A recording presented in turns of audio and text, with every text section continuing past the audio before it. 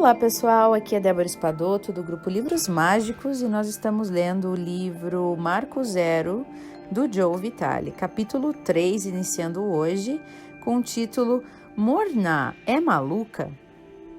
E no início temos uma frase do próprio Joe Vitale que diz: todo o sentido do Ho Oponopono moderno é apagar dados de você mesmo. Então, vamos lá. Morná Simeona era uma criaturinha esquisita. No início, o Dr. Heulen também achou. Ele saiu dos seminários dela 3 vezes. Mesmo depois de regressar e sentar para ouvir toda a sua conversa sobre demônios, elfos e espíritos, ele ainda achou que ela fosse maluca durante 2 anos. Mas algo o manteve com ela. E ele se tornou um discípulo leal de sua versão atualizada do Ho Oponopono, até a morte dela em 1992.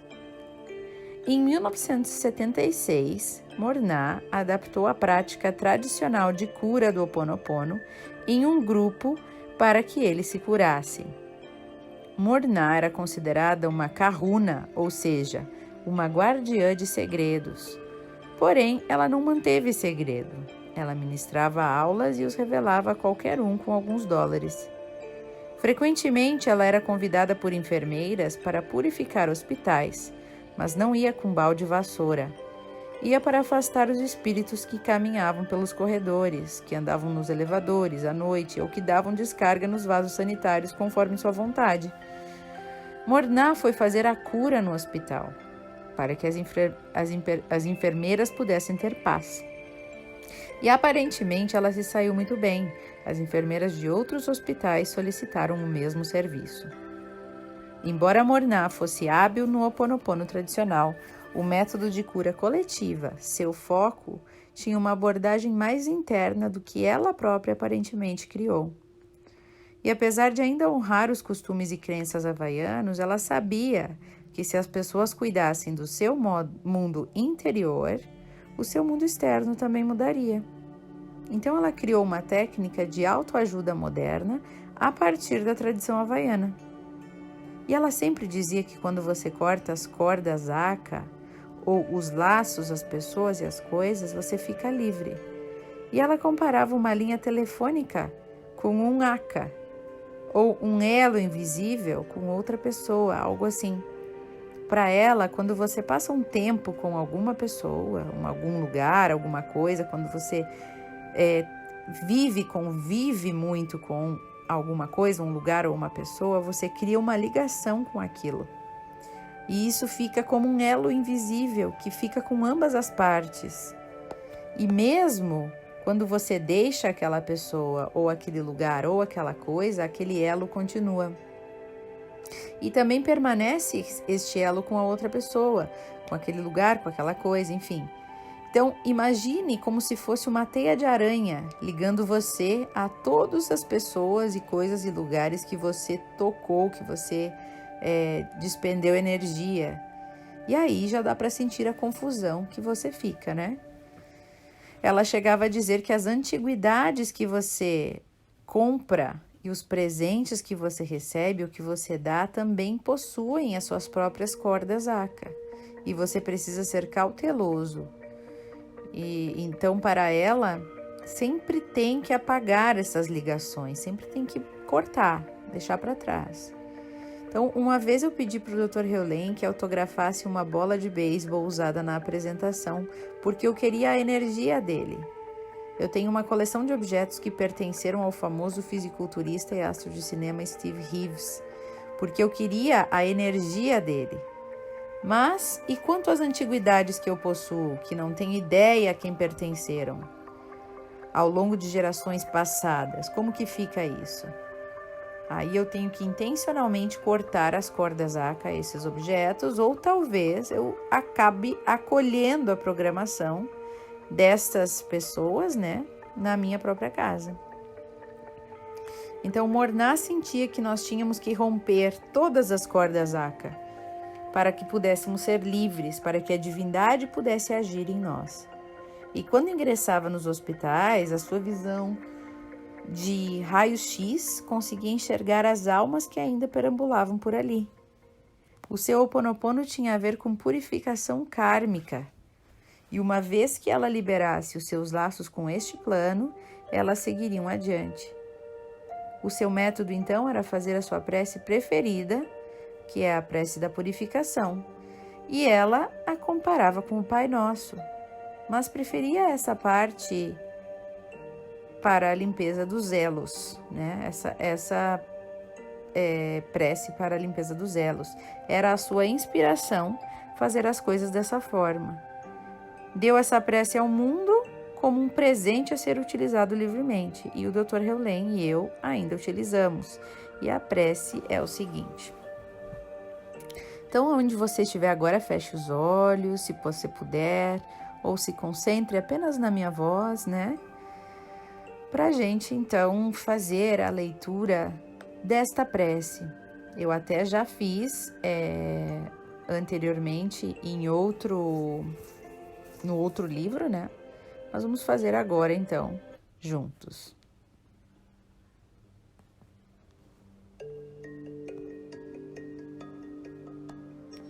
Espírito superconsciente, por favor, localize o cerne dos meus sentimentos, dos meus pensamentos.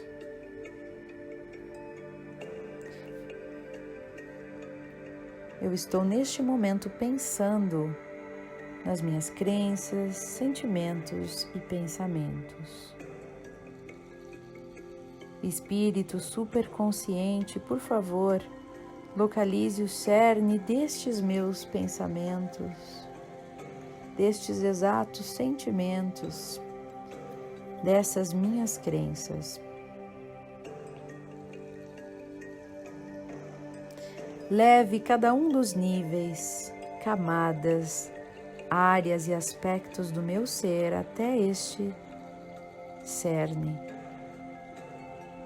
Analise-a e revolva de forma perfeita com a vontade de Deus. Atravesse todas as gerações de tempo e eternidade, curando cada incidente e seus agregados com base neste cerne.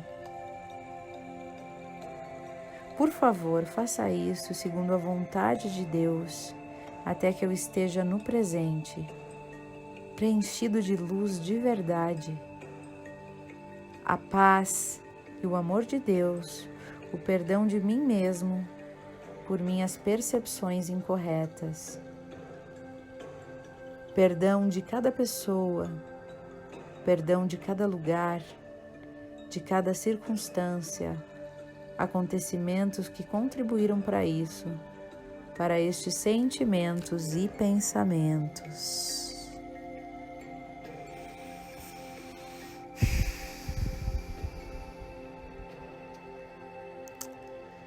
Continuando então o nosso livro, a Morná disse que deveríamos fazer a prece 4 vezes, cada vez que quiséssemos desapegar ou desprender de algo. E ela sentia que se você memorizasse a prece, poderia mais facilmente trazê-la para sua consciência, mas que estava tudo bem em apenas lê-la. Então, uma vez uma médica perguntou a ela se os seus sentimentos aborrecidos pela perda de um paciente que falecia ficavam com a alma do paciente. E ela disse que sim. Mas bem pesado então, né? Ela explicou que temos laços com os outros e a emoção os fortalece. Se queremos desprendê-los, precisamos nos desprender. Para nos desprendermos, fazemos o Ho Oponopono, dizendo o texto anterior. Segundo Morná, nós somos como computadores. Estamos abarrotados de programas que tiveram pouco a ver com o que recebemos. Nascemos em uma linha de tempo que não começou no nascimento, mas que já começou muito antes do nosso nascimento, certo? E ela acreditava em reencarnação, por isso dizia isso. Então ela dizia também que cada um de nós era único. E o que trouxemos conosco para essa vida está muito além do que os olhos podem ver. As nossas mentes foram programadas com dados, em sua maioria, já nem necessários para nós. E tudo isso impede que o divino nos inspire. Então, conforme ela ensinou o Dr. Heulen, e ele também me ensinou, o nosso único propósito é purificar as nossas questões. Mesmo quando temos um problema com outra pessoa, isso está em nós e não na pessoa. Nunca na outra pessoa. E para muitos leitores do Limite Zero, isso foi um problema, saber e entender isso. Eles passaram por cima ou entenderam mal, né? Mas todo o objetivo do Ho Oponopono moderno é apagar os dados em você mesmo e não no outro. Ou seja, fazer o Ho Oponopono para tirar aquilo de você. Tirar o que aparece no outro, o programa que aparece no outro, tirar de dentro de você. Porque se você está vivenciando aquilo, é porque você tem em você aquele programa. Senão não estaria vendo ou presenciando determinadas situações. Então, Morná repetidamente ensinava que a forma de apagar a programação era com a sua prece. Repetir 4 vezes era o truque. E também dizia que ninguém mais precisava saber a respeito. Ela explicava que tudo o que você precisava é o nome das pessoas. Então, na verdade, é assim que o Dr. Heulen se purifica antes de cada um dos nossos seminários do Limite Zero. Ele me pediu uma lista de todos os participantes, só queria os nomes dos participantes. Aí eu olhava para cada um daqueles nomes e mentalmente apagava qualquer corda zaca entre ele e aquela pessoa. Com grande frequência, ele usava a borracha na ponta do lápis e ficava tamborilando em cima de cada nome, enquanto silenciosamente dizia gota de orvalho ou apagar, apagar. Eu duvido que se fizesse a prece inteira para cada nome, podia assegurar que a lista fazia a prece a seu respeito. Não canso de enfatizar que todo o sentido de fazer qualquer parte disso é a sua paz interior. Ninguém mais importa, exceto o efeito que ele ou ela tem no seu bem-estar interior. Se alguém o provocar, purifique. Purifique, mas se ainda estiver lá, purifique novamente. Então, escute isso. Se alguém o provocar, você só precisa purificar. Na última aparição pública que a Morná foi filmada, alguém perguntou se uma forma de pensamento poderia ser plantada na mente de uma pessoa. E eu achei aquela pergunta fascinante. Desde o meu próprio Satori, ou vislumbre de despertar, eu percebi que a comunicação com o divino é uma via de mão dupla. Você pode se purificar para receber inspiração do divino e pode claramente enviar pedidos ao divino. A Morná disse, sim, você pode inserir uma forma de pensamento no computador de outra pessoa, sim. E aquilo me surpreendeu. E o Dr. Heulen disse, não mexa com outra pessoa, você irá mexer com o karma dela e terá daí muito mais a apagar. No entanto, estava ali Morná, a professora do Dr. Heulen, dizendo que você pode influenciar outra pessoa sim. Mas aí, qual das afirmações é verdadeira então? Resposta é ambas. Você pode enviar uma mensagem a outra pessoa através de uma intenção, sim. Com o combustível da emoção, imaginando aquilo se direcionando para a pessoa. É assim. Eu torceria para que a sua intenção fosse pelo bem, que a cura e que fosse voltado para a cura daquela pessoa. E tenho certeza de que a Morná também desejaria que fosse assim, sempre mandar apenas coisas positivas para os outros através da emoção. Mas isso levanta uma questão. Quem sabe o que é certo para quem quer que seja? Quem que determina isso, né?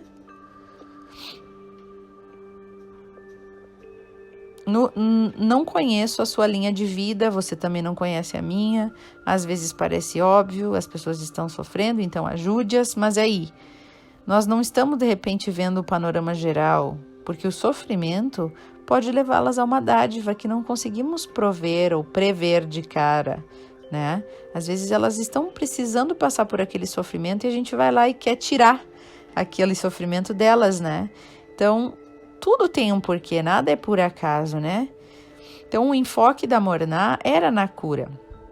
Eu tenho certeza que queria que as formas de pensamento fossem de intenção sempre positivas, e abertamente ela admitia a existência de feiticeiros que praticavam magia negra. E ela confessou que já haviam usado isso nela, tentando feri-la. E ela sabia que havia o poder do bem e do que não era tão bom também. Ela sabia. E, na verdade, os primeiros kahunas do Havaí frequentemente eram feiticeiros, que, segundo diziam, faziam rezas para que as pessoas morressem. Segundo Julius Scamon Rodman, em seu livro The Kahuna Sorcerers of Hawaii, né, que era os recursos dos kahunas do Havaí, havia mais prática de magia negra do que de magia branca nestes livros. Havia mais ódio do que amor. Havia mais voodoo do que luz clara. O amor e o perdão do Ho'oponopono moderno nem eram vistos. Era uma arte sinistra de manipulação. Então, Scott Cunningham, no seu livro Cunningham's Guide to Hawaiian Magic and Spirituality, que era o guia de Cunningham para a magia e a espiritualidade havaiana, ele escreveu que alguns kahunas mandavam espíritos voando para missões destrutivas. E parte disso podia ser compreendido. Os cristãos só apareceram em 1820, quando começaram a converter e civilizar os havaianos, banindo costumes como a famosa dança da hula. Antes disso, o medo, a superstição, a paranoia dominavam o povo, e eles ficavam aterrorizados com a terra, com o escuro e outras coisas também. Os deuses do vento e do mar talvez não o ferissem se agissem de forma correta e oferecessem sacrifícios ou contratassem um mago ou um feiticeiro. E eles achavam que qualquer pessoa que pudesse protegê-los como alguém com poderes mágicos seria bem-vinda, né? Então, esses poderes eram geralmente usados para praguejar ou até para matar qualquer ameaça percebida. E isso era o runa inicial, uma arma psíquica. A Morná era considerada uma das últimas kahunas remanescentes da velha escola, mas ela usava seus poderes sempre para o bem. A diferença era que, por meio dos ensinamentos de Morná, ela focava na cura de você mesmo. O seu bem-estar é o suficiente para influenciar os outros. Uma vez ela entrou num hospital e se reuniu com o diretor. Ela explicou que, se era para o hospital ser mais eficiente, precisava curar a si mesmo. E ela ficou junto a ele e leu a prece. Conforme ela contou, no dia seguinte o hospital melhorou. O fato de influenciar outras pessoas sem lhes dizer nada não é novo. Phineas Parkus Kimby é o nome de uma pessoa. Ele é geralmente considerado o pai do novo pensamento de meados de 1800 e se tornou a cura, a nova era de todos os tipos. Ele dizia o seguinte: fato irrefutável que a filosofia jamais explicou é que pessoas afetam umas às outras, sem que nenhuma delas tenha consciência disso. Segundo o princípio pelo qual eu curo os enfermos, tais incidentes podem ser considerados e podem ser comprovados, acima de qualquer dúvida. O homem é inteiramente ignorante quanto às influências que sofre e que sobre ele atuam, e, ignorando a causa, é constantemente suscetível ao seu efeito. Bom, isso também ajuda a explicar como que o Dr. Heulen pôde levar a sua vibração pacífica a uma ala caótica de pacientes com doentes mentais e aquietar as pessoas sem que elas soubessem disso. Eles relaxaram por conta da sua calma silenciosa e ele acabou influenciando todos esses doentes mentais, né, sem dizer uma só palavra. E foi aí que o Ho'oponopono explodiu, né? Mas ele aprendeu tudo isso com essa Morná, que era então essa kahuna, essa mestra de segredos, né, guerreira de segredos do Havaí, e que tinha todos esses poderes. Então, olha que interessante ela falar o quanto a gente tem poder, né, de influenciar outras pessoas.